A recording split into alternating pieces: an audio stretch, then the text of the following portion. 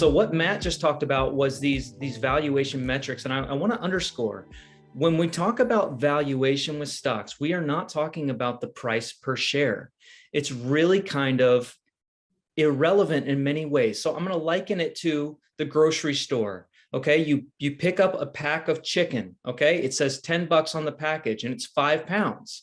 Okay, is that more expensive than a $8 bag of chicken that only has 2 pounds? No, the price per pound is different in those two situations. So while you might spend less on an $8 package of chicken, if it's $4 a pound, that's more expensive than the $10 package that is $2 a pound. Okay, so that's what these valuation metrics are doing. They're measuring not the stock price, but the valuation based on the sales, the earnings, things like that. But most of those are backwards looking. So they're looking back over the last 12 months. And at most of them are looking forward over the next year. But as investors, we're thinking about something way bigger and way more long-term than what has happened over the last 12 months or what might happen over the next 12 months. We're really thinking more long-term. And that's why we need to use valuation metrics, yes, but in appropriate context. And so some of the things that we look at here are sales growth. Why might this matter? So a company might look expensive on a price to sales valuation, but what if they're doubling their sales for the next 3 years, in each of the next 3 years? Well, all of a sudden, and that's the time frame that we're looking at as investors, 3 to 5 years, right? What if they're going to grow doubling each year? Well, all of a sudden their sales are going to be much bigger in 3 to 5 years than they are right now. So the valuation, as we project out, maybe it's not so expensive once we add in that context. Gross margin and margin expansion. This is another important thing for investors to incorporate into their valuation understanding. So what is gross margin? This is how much it costs a company for its revenue. So if it had to spend $5 for a product and is able to sell that product for $10, their gross margin is 50%. It cost them 5, they sold it for 10. Gross margin is a very important thing to consider because this kind of shows you your profit potential. So maybe the company is spending most of its gross profits on building a new warehouse or just growing the business, spending a ton on sales and marketing, and it'll show that they're unprofitable. But if you look at the gross margin, you see that the company's not structurally unprofitable. This actually is a very good business, but they're spending to continue to grow the top line. One that comes to mind here is we talk about gross margin and how this might play in. So software as a service companies, many times these companies have very high gross margins, sometimes even 80, 90%. Why? They built their software, they had that cost of building it, but they can sell it many, many times. And so their cost is fixed right there at what it costs to build it. But as they onboard more and more customers, their costs aren't going up, but their sales are. So their gross margin is actually quite high. And so that is a very valuable revenue stream. Whereas a grocery store, by contrast, typically grocery store margins are quite small.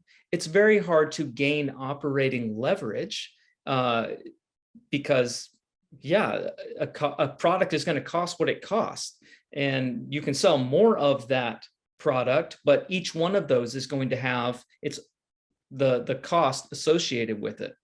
So with margin expansion here as well, again, back to the software as a service company, in the early days, the gross margin might not look that good, but you see that they're signing up a lot of new customers and they're selling the same product. So you can kind of project this gross margin is going to tick up over time because that cost is fixed and they have more business coming in. Total addressable market. This is another very important thing for investors to keep in mind for context. So one example that came to mind was cybersecurity. Okay, so maybe a cybersecurity stock trades at what appears to be a very expensive valuation, but they're growing fast. Well, looking at that total addressable market, they can continue robust growth for a long time. Here's why. This is from Grandview Research. According to Grandview Research, in 2020, the cybersecurity market was valued at around 167 billion. That's a very big market. However, over the next few years, by 2028, that it's expected to be over 380 billion. So better than an 11% compound annual growth rate for the next 7 years. This market is growing by leaps and bounds. So a richly valued cybersecurity company, when you consider the market that they're going after, perhaps it deserves the premium valuation. And then Matt, here you're going to explain net dollar-based retention rate because I think you're going to do it more succinctly than I. Yeah, and before I do that, this slide really shows you the importance of using valuation metrics together. Like John just talked about total addressable market. That only matters if a company's growing its sales, has good margins, and looks good on a price to sales basis. For example, if I set up a table right now outside and start selling hot dogs and hamburgers, I'm participating in the $50 billion restaurant industry.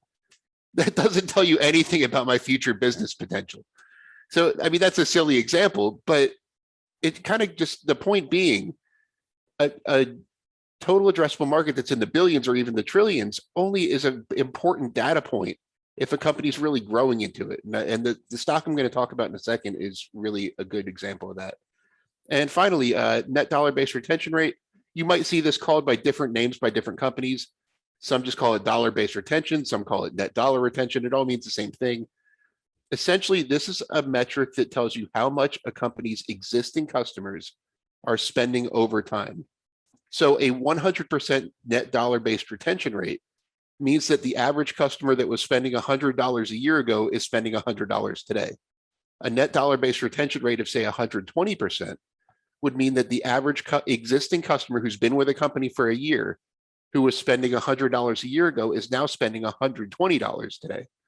So that tells you that customers are finding so much value in a company's product that they're willing to spend more and more over time, maybe buying other products and services, things like that. This is a very popular metric in the tech market, especially in software companies. So those are some of the metrics to keep in mind.